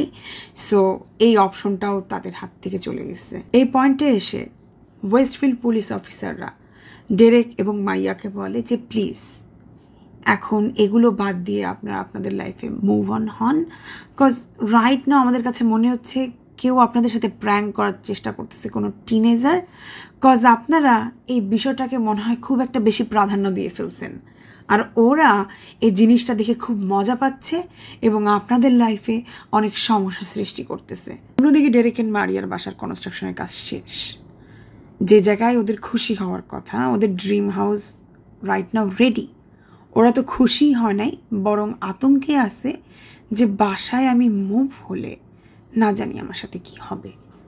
তো ওরা ওদের মনে সেকেন্ড থট আনতে থাকে যে আচ্ছা বাসা তো রেডি হয়ে গেছে, এটা বিক্রি করলে কেমন হয়। তো ওরা যখন এরকম চিন্তা করতেছিল, এর ভিতরে ওদের কাছে আবার আরেকটা লেটার আসে ওয়াচারের পক্ষ থেকে। লেটারটা এরকম টাইপের ছিল, একটা সময় ছিল 657 বুলেভার্ড এই বাসাটা আমার বন্ধু ছিল, আজকাল যেন ও আমার সাথে কেমন অদ্ভুত আচরণ করছে, মনে হচ্ছে ও আমার শত্রু। আচ্ছা তোমরা ওকে কী জাদু করেছো বলো তো, ও আজকাল কেন জানি আমার সাথে কথাই বলতে চায় না। 657 বুলেভার্ডের আমি ইনচার্জ, ও কিন্তু আমার ইনচার্জ না। খারাপ সময় চলে যে অবশ্যই ভালো সময় আবার আসবে। এই দুঃসময়টা চলে যাওয়ার জন্য আমি খুব ধৈর্য নিয়ে অপেক্ষা করব, আর একদিন এই তোমরাই আমার কাছে ইয়াং ব্লাড নিয়ে আসবে, কারণ 657 বুলেভার্ডের ইয়াং ব্লাডের প্রয়োজন। ডেরেক এন্ড মারিয়া সেভাবে কাউকে বলে নাই যে তারা বাসা বিক্রি করে দেওয়ার প্ল্যান করতেছে। তাহলে দ্য ওয়াচার কিভাবে এটা জানলো যে তারা এই বাসা ছেড়ে দিতে চাচ্ছে? ও মাই গড, এটা চিন্তা করে আমার গুজবাম্প হইতেছে। এবং তারা নতুন কোনো বায়ার খুঁজতেছে, তার মানে এই ওয়াচার ওদের খুবই খুবই ক্লোজ কেউ। এই লেটারটা পাওয়ার পর ডেরেক এন্ড মারিয়া অনেক প্যানিক আউট করতে থাকে, but already Derek and Maria তাদের পুরনো বাড়ি বিক্রি করে দিয়েছে, কজ এই নতুন বাড়িটা রেনোভেশন করতে করতে ওদের সব টাকা শেষ হয়ে গিয়েছিল। এরপর মারিয়া ডিসাইড করে আর যাই হোক তার বাচ্চাদেরকে নিয়ে এই নতুন বাসায় সে মুভ করবে না, তাই সে তার বাবা মায়ের বাসায় তার বাচ্চাদেরকে নিয়ে সে শিফট হয়ে যায়। অন্যদিকে এই ওয়াচারের কারণে ডেরেক এন্ড মারিয়ার সম্পর্কে অনেক পতন ঘটতে থাকে। তারা দুজন প্রতিনিয়ত এই ওয়াচারকে নিয়ে ঝগড়া করে। ডেরেক মনে করে তার ওয়াইফ তাকে সিরিয়াসলি নিচ্ছে না, অন্যদিকে মারিয়া মনে করে তার হাজব্যান্ড পাগল হয়ে যাচ্ছে। এরপরে ডেরেক এন্ড মারিয়া ফাইনালি দুজন মিলে ডিসাইড করে ওদের স্বপ্নের হাউস 657 বুলেভার্ডকে ওরা বিক্রি করে দিবে। ওরা তো ডিসাইড করছে বিক্রি করে দিবে, মুখে বলা যত সহজ, অ্যাকচুয়ালি কাজটা করা তো তত সহজ না। তো ডেরেক এন্ড মারিয়া যখন অফিসিয়ালি সবাইকে জানিয়ে দেয় তারা এই বাসাটা বিক্রি করে দিবে, তখনই বলতে পারো ওদের এরিয়াতে একটা রুমার ছড়িয়ে যায় যে নিশ্চয়ই এই বাসায় কোনো প্রবলেম আছে। না না, এই বাড়িটা কিনা যাবে না, কারণ এত সুন্দর প্লেসে এত সুন্দর বাসা, আর ওনাররা একবারের জন্য ঠিকমতো এই বাসায় শিফট হয় নাই, ওরা কেনই বাড়িটা বিক্রি করে দিতেছে? না, এই বাড়ি কিনা যাবে না। তো সমস্যা হচ্ছে ওরা চাইলেও এখন এই বাড়িটাকে সেল দিতেও পারতেছে না। 2015 সালে জুন মাসে Derek and Maria Woods family, মানে যাদের থেকে তারা এই বাড়িটা পারচেস করছে, তাদের নামে এবার ওরা লিগাল কমপ্লেন করে যে ওরা অ্যাকচুয়ালি তাদেরকে রীতিমতো ফাঁসিয়েছে। তারা অ্যাকচুয়ালি এই ওয়াচারদের ব্যাপারে জানতো এবং তারা মনে হয় ভয় পেয়ে এই বিষয়টাকে লুকিয়ে তাড়াহুড়া করে ওদের কাছে এই বাড়িটা বিক্রি করে দিয়ে চলে গেছে। এখন যে বিপদে পড়ে গেছে, এই বাড়িতে উঠতে পারতেছে না, এখন এই বাড়িটা বিক্রি করতে পারতেছে না, এটার দায়ভার কে নিবে? যে উডস ফ্যামিলির উচিত ছিল এই বাড়িটা আমাদের কাছে সেল করার আগে দ্য ওয়াচারের ব্যাপারে আমাদেরকে ক্লিয়ারলি জানানো। ওনারা একবারও মনে করে নাই এই বিষয়টা আমাদের সাথে আগে শেয়ার করার। যে উডস ফ্যামিলির উচিত ছিল ওয়াচারের যে ওরা একটা লেটার পেয়েছে এটা আমাদের সাথে শেয়ার করা, ওনারা কিন্তু এটা আমাদের থেকে লুকিয়ে গেছে। তার মানে এই জিনিসটা ওনারা জেনে বুঝেই আমাদের সাথে করেছে, যেন যত দ্রুত সম্ভব আমাদের কাছে এই বাসাটা সেল করে ওনারা এখান থেকে তাড়াতাড়ি চলে যেতে পারেন। উড ফ্যামিলি যেটা জানায় যে আমরা এই বাসা থেকে চলে যাওয়ার মাত্র কয়েকদিন আগে লেটারটা পেয়েছি, আর যে লেটারটা আমরা পেয়েছিলাম আপনাদেরকে আগেও আমরা বলেছি এটা এতটাও ক্রিপি ছিল না, আর আমাদের তো প্ল্যান ছিল এখান থেকে চলে যাওয়া। সো এই জিনিসটা আমাদের কাছে একদমই সিরিয়াসলি লাগে নাই, তাই আমরা ভেবেছি এটা আপনাদেরকে জানানোর প্রয়োজন নাই। আর সবচেয়ে বড় কথা, এই বাসায় আমরা 23 বছর ছিলাম। এই বাসাটা যদি হন্টেড হতো অথবা অ্যাকচুয়ালি আমাদেরকে কেউ ডিস্টার্ব করতো, আর যাই হোক আমরা একটা বাসাতে 23 বছর থাকতাম না। মানে দেখা যাচ্ছে আমরা যতদিন এই বাসায় ছিলাম এই বাসায় প্রবলেম হয় নাই, আপনারা আসার পরেই কিন্তু এই বাসায় প্রবলেম হয়েছে। তার মানে এই বাসার অ্যাকচুয়ালি প্রবলেম নাই, প্রবলেম অ্যাকচুয়ালি আপনাদের। ডেরেক এন্ড মারিয়া তাদের লয়ারকে বলে যে দেখেন, আমরা তো এই বাড়িটা কিছুদিনের ভিতর বিক্রি করতে চাচ্ছি, তো আমরা চাচ্ছি না উডস ফ্যামিলিকে যে আমরা লিগাল নোটিশটা পাঠাচ্ছি এটা আশপাশের কেউ জানুক। এর রিজন যদি কেউ জানতে পারে তাহলে তারা এটাও জেনে ফেলবে যে আমাদের বাড়ির একজন স্টকার রয়েছে এবং সে আমাদেরকে এরকম ক্রিপি লেটার পাঠায়। এই জিনিসটা যদি বাইরের মানুষের ভিতর জানাজানি হয়ে যায় তাহলে বাড়িটা বিক্রি করতে গেলে আমাদের একটু সমস্যা হয়ে যেতে পারে। তো ডেরেক এন্ড মারিয়ার লয়ার যেটা বলে যে না না, এমনিতে কেউ জানবে না, বাট যেহেতু আপনারা লিগাল নোটিশ পাঠাচ্ছেন এটা তো কোর্ট পর্যন্ত যাবে, কয়েকজন হয়তো বা জানতে পারে, বাট এরকম না যে প্রেস কনফারেন্স হবে অথবা কোনো পেপারে আপনাদের নাম উঠবে, বিষয়টা কিন্তু এরকম না। তো ডেরেক এন্ড মারিয়া বলছে ওকে ফাইন, তাহলে সমস্যা নাই, আপনি লিগাল নোটিশ পাঠান। পরবর্তীতে উড ফ্যামিলিকে তো লিগাল নোটিশ পাঠানো হয়, আর এই কারণে তাদেরকে কয়েকবার কোর্টেও যেতে হয়েছিল। কোর্টের আশেপাশে কিন্তু দেখা যায় জার্নালিস্টরা থাকেই। সো এরকমই কয়েকজন জার্নালিস্ট ওদের এই কেসের সম্বন্ধে এখান থেকে ধারণা পেয়ে যায় যে তারা অ্যাকচুয়ালি কী রিজনে এখানে এসেছে। তো পরবর্তী দিন ডেরেক এন্ড মারিয়া তাদের নতুন বাসাতে যেয়ে দেখে তাদের বাসার সামনে কয়েকটা নিউজ রিপোর্টারদের গাড়ি লাইন দিয়ে দাঁড়িয়ে আছে তাদের বাসা নিয়ে রিপোর্ট করার জন্য। সো এইভাবেই মূলত 657 বুলেভার্ডের নিউজটা ভাইরাল হয়ে যায়। মাত্র কয়েকদিনের ভিতরে ডেরেক এন্ড মারিয়া প্রায় 300 ইন্টারভিউর রিকোয়েস্ট পায় যে প্লিজ আমাদের চ্যানেলে এসে আপনি দ্য ওয়াচারকে নিয়ে একটু কথাবার্তা বলেন। অন্যদিকে ডেরেক এন্ড মারিয়ার এখন বাচ্চারাও জিজ্ঞাসা করতে থাকে যে বাবা মা, আমরা কেন আমাদের নতুন বাসাতে শিফট করছি না, আমরা কেন নানুর বাসায় কিছুদিন থাকি, আমরা কেন অন্য আঙ্কেল আন্টিদের বাসায় থাকি।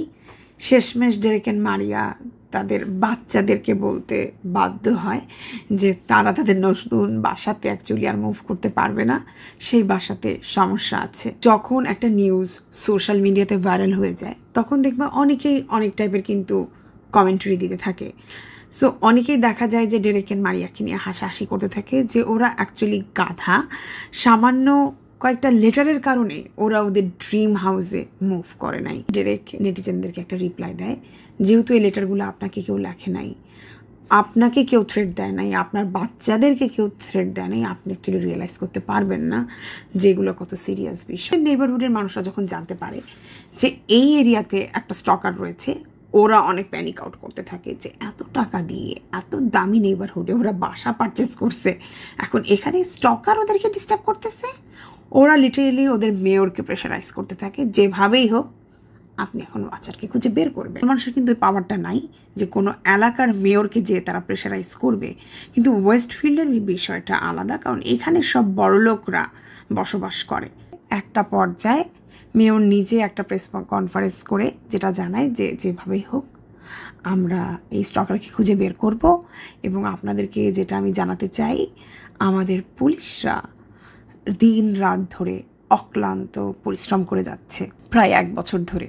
এই কথা শুনে এখন ওয়েস্টফিল্ডের এই বড়লোকরা বলতেছে 1 বছর ধরে খুঁজতেছে তারপরও খুঁজে পায় নাই। ওয়েট এ মিনিট, তাহলে আমাদের কেন জানানো হয় নাই?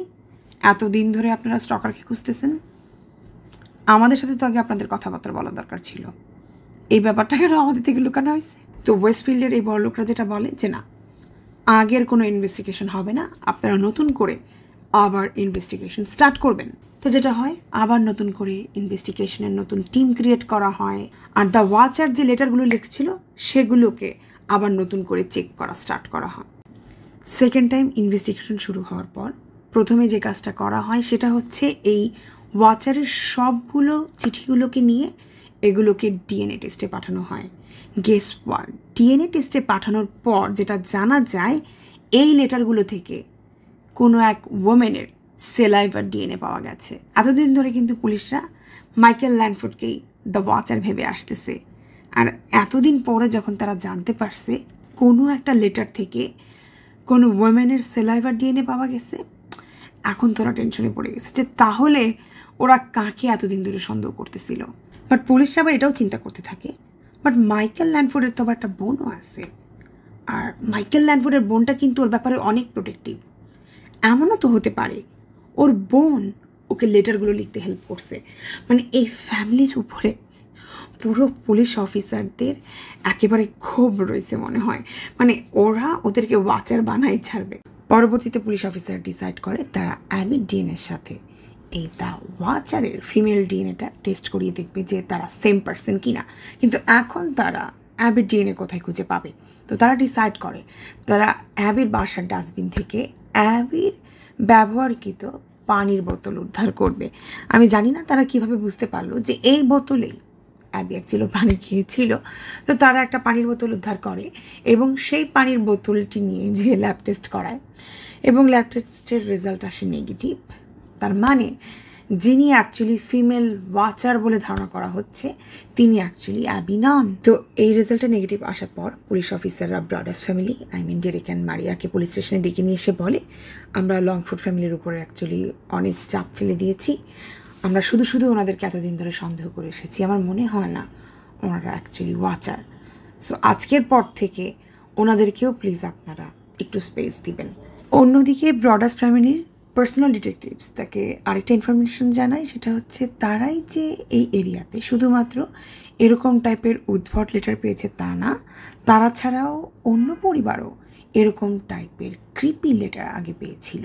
657 বুলেভার্ডের যে আগের মালিক ছিল উড ফ্যামিলি, ওরা যে টাইমে প্রথমবারের মতো দ্য ওয়াচারের লেটারটা পেয়েছিল ঠিক সেই টাইমেই এই যে পরিবারটার কথা বলছি তারাও দ্য ওয়াচার থেকে এরকম একটা লেটার পেয়েছিল।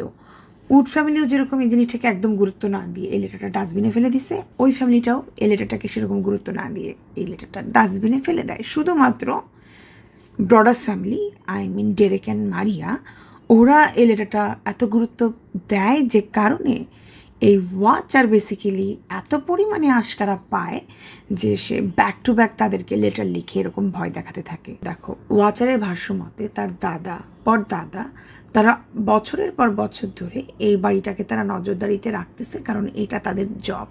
কেন সেটা কেউ জানে না, বাট যদি এই বাড়ি থেকে কয়েক ব্লক দূরে আরেকটা বাড়িকেও সেম টাইপের একটা লেটার পাঠানো হয়, তার মানে নিশ্চয়ই সেম টাইপের থিম দিয়ে কেউ তাদেরকে প্র্যাঙ্ক করার চেষ্টা করতেছে।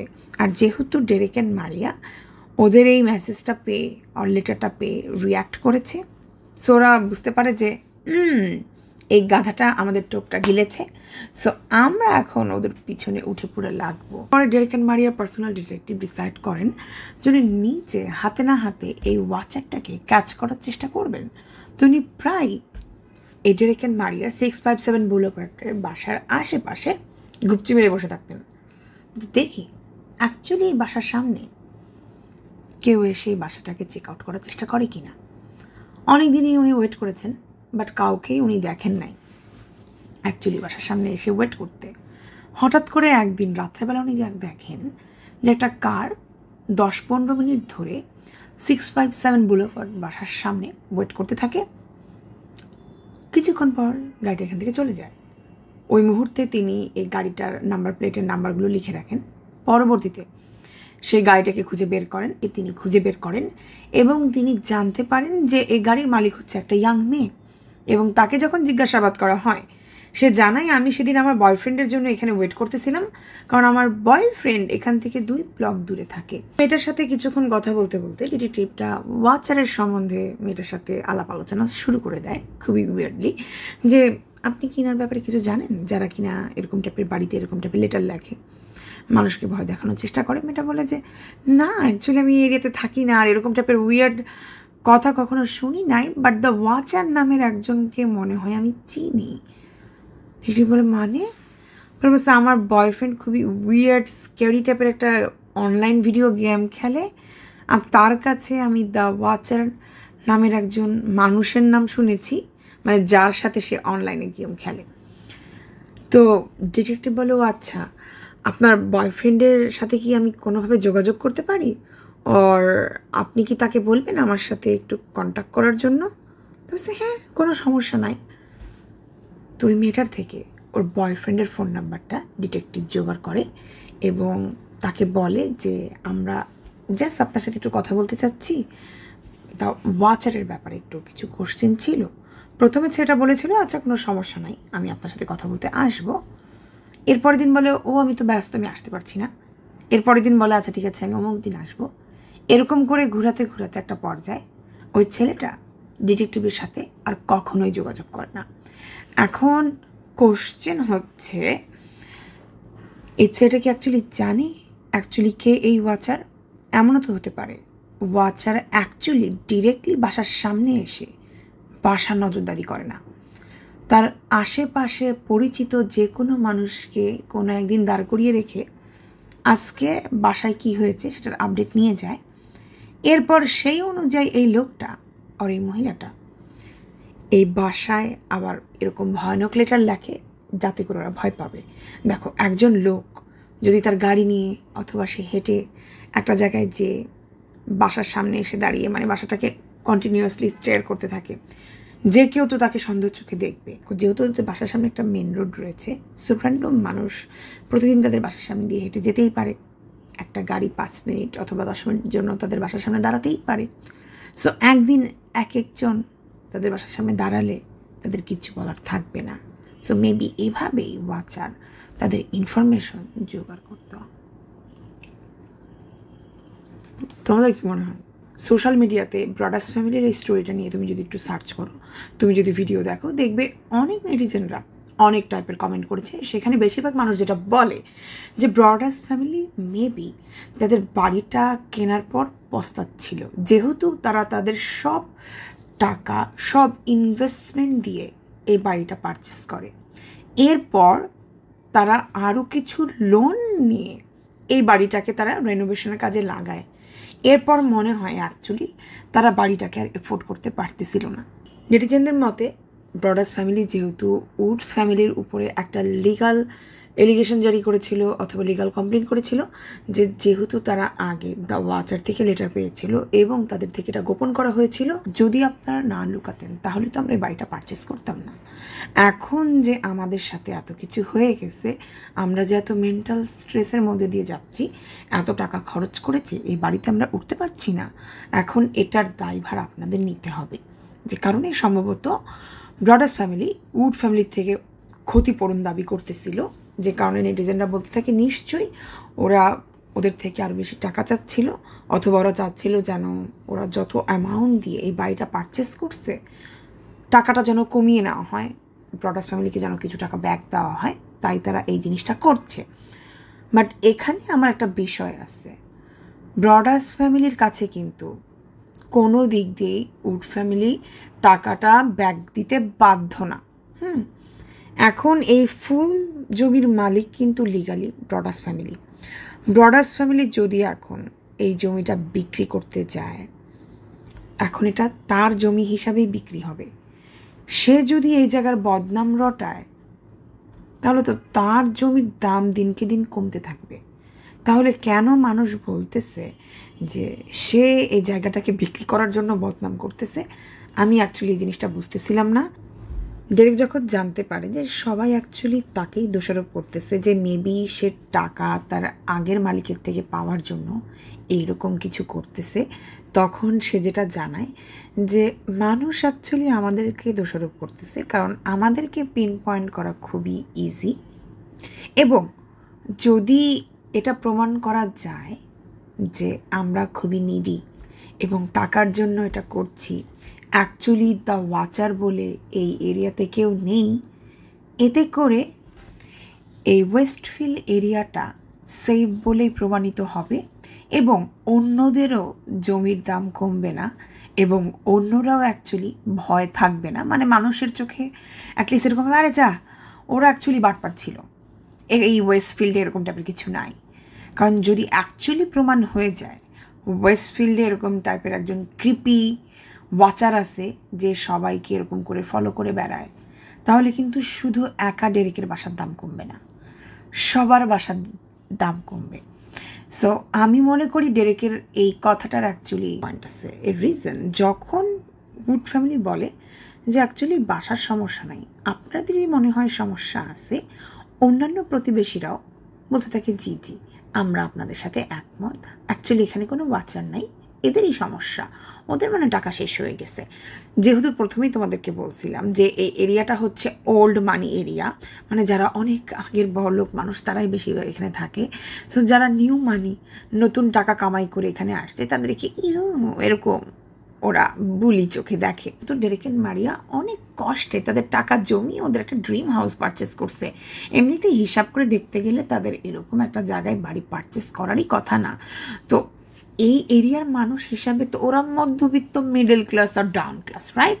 সো এরকম টাইপের একটা মানুষ এরকম একটা জায়গায় বাড়ি পারচেস করছে যাদের অ্যাফোর্ড করতে পারারই কথা না।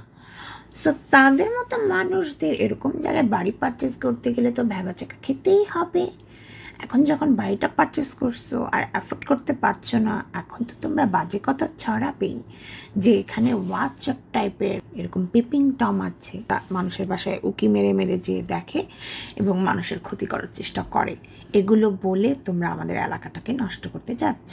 ডেরেকের কথা শুনে আমার কাছে এই জিনিসটা অ্যাকচুয়ালি ভ্যালুয়েবল পয়েন্ট মনে হয়েছে যে হতেই পারে। ধীরে ধীরে ওয়েস্টফিল্ড, নিউ জার্সিতে ব্রডার্স ফ্যামিলির তেমন কোনো রেসপেক্টই থাকে না। আস্তে আস্তে তারা হাসির পাত্রে পরিণত হয়।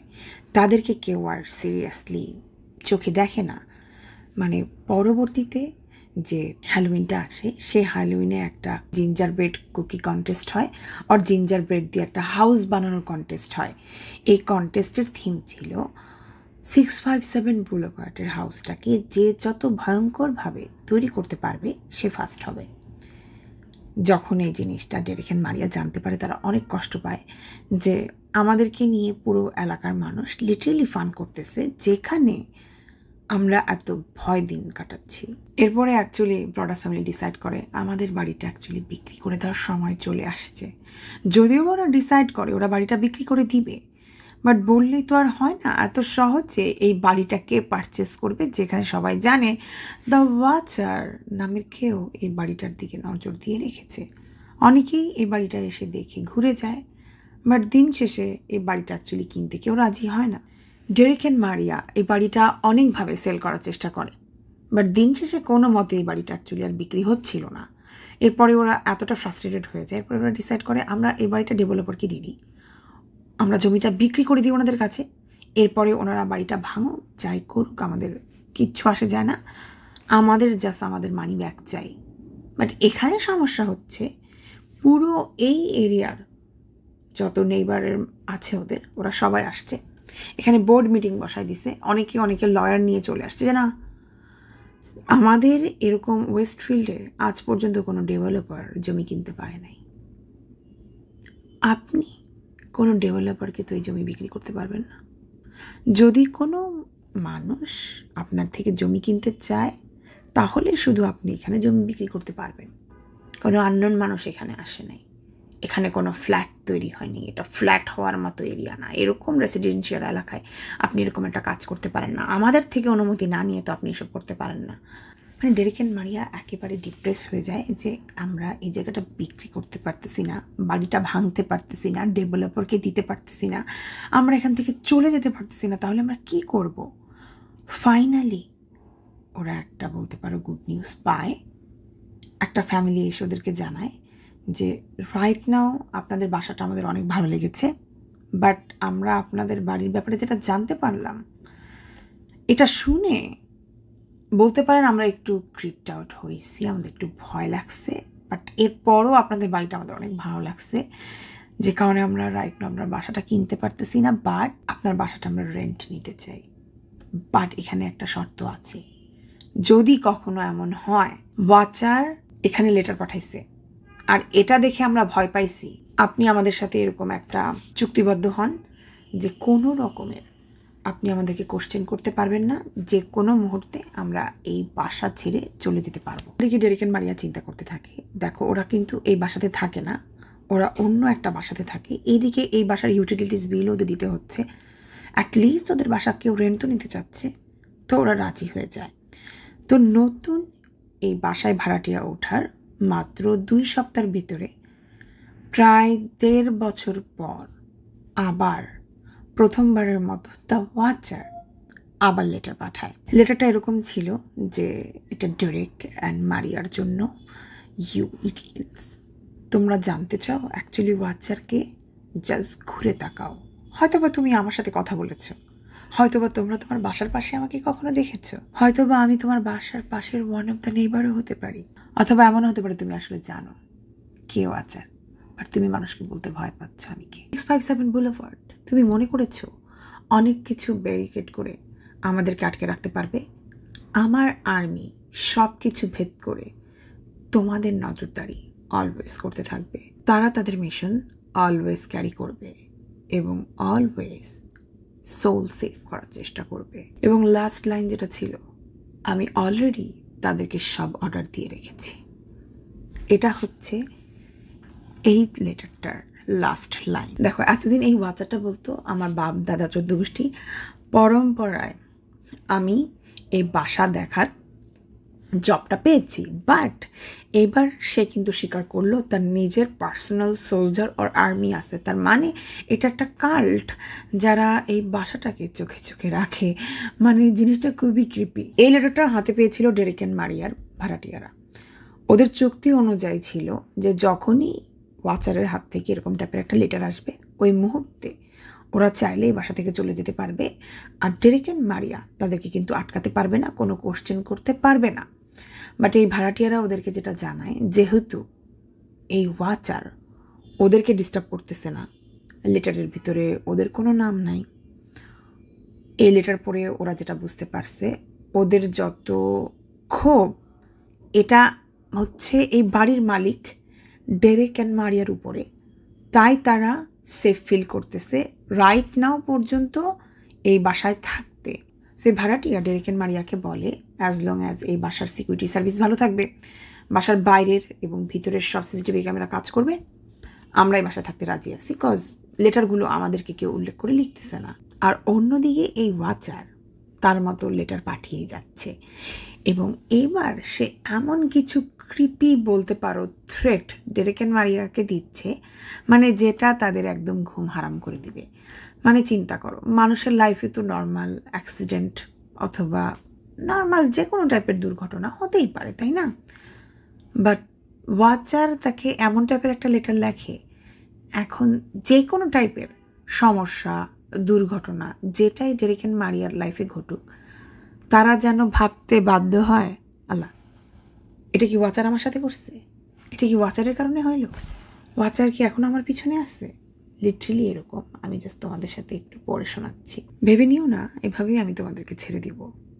হতে পারে এটা কার অ্যাক্সিডেন্ট, হতে পারে আগুন লাগা, মেবি হতে পারে এটা মাইল্ড কোনো একটা অসুস্থতা যেটা সহজে তোমার শরীর থেকে যাচ্ছে না কিন্তু সারাদিন তোমাকে অসুস্থ করে রাখছে। হতে পারে তোমার বাসার প্রিয় প্রাণীটি হঠাৎ করে মারা গেল, কিংবা তোমার প্রিয়জন। হতেই পারে সেটা প্লেন, কার অথবা বাইসাইকেল ক্র্যাশ করে। দেখো, ডেরেক অ্যান্ড মারিয়াকে ওয়াচার এমন টাইপের কিছু উদাহরণ দিয়েছে যেটা একটা নর্মাল মানুষের লাইফের এরকম টাইপের অ্যাক্সিডেন্টের তারা সম্মুখীন হতেই পারে। বাট এখন যখন মানে ডেরেক অ্যান্ড মারিয়ার মাথায় ওয়াচার ঢুকাই দিচ্ছে যে তারা এই টাইপের কাজ ওদের সাথে করবে, এখন কিন্তু কন্টিনিউয়াসলি তারা প্যানিকের ভিতর থাকবে। এই লেটারটা পাওয়ার পর থেকে ব্রডাস ফ্যামিলি দ্য ওয়াচারের কাছ থেকে আর কোনো লেটার পায়নি, যদিও বা 2017 সালের ডিসেম্বর মাসে ওয়েস্টফিল্ড নিউ জার্সির ওই নেইবারহুডের সবার কাছে একটা সাদা খাম যায়, সেখানে দ্য ওয়াচার টাইপের লেটার অলমোস্ট সবাই পেয়েছিল। আর সেখানে যে লেটারটা লিখেছিল, লেটারটা অলমোস্ট ওয়াচার টাইপেরই লেখা ছিল। এই লেটারটাতে মূলত যেটা লেখা ছিল সেটা হচ্ছে কেউ ব্রডাস ফ্যামিলির পক্ষ হয়ে, আই মিন মারিয়া এবং ডেরেকের পক্ষ হয়ে কেউ এই নেইবারদেরকে লিখেছে যে আপনারা খুবই ক্রুয়েল, খুবই নিচু মন মানসিকতার মানুষ ছিলেন, কারণ 657 বুলেভার্ডে খুবই ইনোসেন্ট দুজন মানুষ থাকতে এসেছিল। আপনাদের হয়তো বা তাদেরকে পছন্দ হয় নাই, বাট আপনারা সবাই মিলে তাদেরকে লিটারেলি এখান থেকে বের করে দিলেন, এরকম টাইপের কিছু একটা জিনিস লেখা ছিল। আর এই লেটারের নিচে লেখা ছিল তিনি একজন শুভাকাঙ্ক্ষী ব্রডাস ফ্যামিলি। বাট পরবর্তীতে যেটা জানা যায়, ডেরেক নিজে এই লেটারটা লিখে সবাইকে পাঠিয়েছে। এবং যখন পুলিশ তাকে জিজ্ঞাসা করে যে আপনি কেন এরকম টাইপের একটা লেটার সবাইকে লিখছেন, ও যেটা জানায়, আমি যে কষ্ট পাইছি দ্য ওয়াচার থেকে এরকম লেটার পেয়ে, আমি যেরকম আতঙ্কের মধ্যে থাকতাম, আমি চেয়েছিলাম একদিন হলেও সবাই যেন এই টেস্টটা পায় যে আননোন মানুষের কাছ থেকে উদ্ভট টাইপের লেটার পেলে কেমন লাগে। যদিও বা ওকে ওয়াচার যে টাইপের লেটার পাঠাতো সেই টাইপের লেটারের সাথে এখানে ও যে টাইপের লেটার পাঠাচ্ছে সেটার কোনো মিল নাই।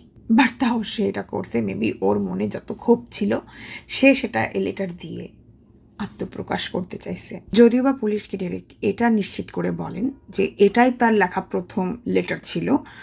ওয়াচার সেজে সে কখনোই কাউকে লেটার পাঠায় নাই এবং নিজেকেও সে লেটার পাঠায় নাই। পরবর্তীতে 2019 সালে ফাইনালি তারা 657 বুলেভার্ড বাসাটা সেল করতে সক্ষম হয় প্রায় $4 লাখ লসে। পরবর্তীতে ডেরেক এন্ড মারিয়া ওয়েস্টফিল্ডের অন্য সাইডে আরেকটা বাসা পারচেস করে, বাট স্টিল নাও ওদের এখনও মনে একটা ক্ষোভ রয়ে গেছে যে ওদের ড্রিম হাউসে ওরা একবারের জন্য এন্ট্রি নিতে পারে নাই। অন্যদিকে যারা রাইট নাও এই বাড়িতে রয়েছে 657 বুলেভার্ডে 2019 সাল থেকে, তারা যেটা জানায় আজ পর্যন্ত তারা কিন্তু দ্য ওয়াচার থেকে কোনো রকমের কোনো লেটার পায় নাই। এখন অ্যাকচুয়ালি কে যে এই ওয়াচার, কেনই বা হচ্ছে ব্রডার্স ফ্যামিলিকে তারা লেটার লিখত, এটা অ্যাকচুয়ালি রহস্যজনক। এটা আজ পর্যন্ত কেউ বের করতে পারেনি। সো এই ছিল হচ্ছে আজকের একটা রহস্যমূলক স্টোরি। অবশ্যই তোমরা জানাতে ভুলবে না তোমাদের কাছে কি মনে হয় Broaddus family, I mean Derek and মারিয়াকে অ্যাকচুয়ালি কে এই লেটারগুলো লিখতো। যদি তোমাদের এই স্টোরিটা মজা লাগে তাহলে তোমাদের জন্য একটা গুড নিউজ দিতে চাই, সেটা হচ্ছে এই স্টোরি থেকে ইন্সপায়ার হয়ে নেটফ্লিক্সে কিন্তু একটা সিরিজ এসেছে যেটার নাম দ্য ওয়াচার। এটার ফার্স্ট সিজন তো রিলিজ হয়ে গেছে 1-2 বছর আগেই, মনে হয় এই বছরে সেকেন্ড সিজন আসতেছে। বাট যেটা না বললেই না, থিম এটা রাখছে, বাট ওরা কিন্তু পুরো গল্প চেঞ্জ করে দিছে। মানে অ্যাকচুয়াল রিয়েল লাইফে ডেরেক অ্যান্ড মারিয়া কিন্তু কোনো দিনই এই বাড়িতে বসবাস করতে পারে নাই, কিন্তু যেটা সিরিজ ওখানে কিন্তু দেখানো হয়েছে যে হাজব্যান্ড অ্যান্ড ওয়াইফ তাদের বাচ্চাদেরকে নিয়ে ওইখানে থাকতো এবং তাদের সাথেও এখানে অনেক উইয়ার্ড ঘটনা ঘটতো। বাট ওই সিরিজটা অনেক ইন্টারেস্টিং হয়েছে, তোমরা চাইলে ওটা নেটফ্লিক্সে দেখতে পারো। সো এই ছিল আজকের 12 প্যাচেল। হোপফুলি তোমাদের ভালো লেগেছে। যদি ভালো লাগে অবশ্যই লাইক, শেয়ার, কমেন্ট করে এবং সাবস্ক্রাইব করে পাশে থাকতে ভুলবে না। আবার কোনো একদিন দেখা হয়ে যাবে। টিল দেন, আল্লাহ হাফেজ।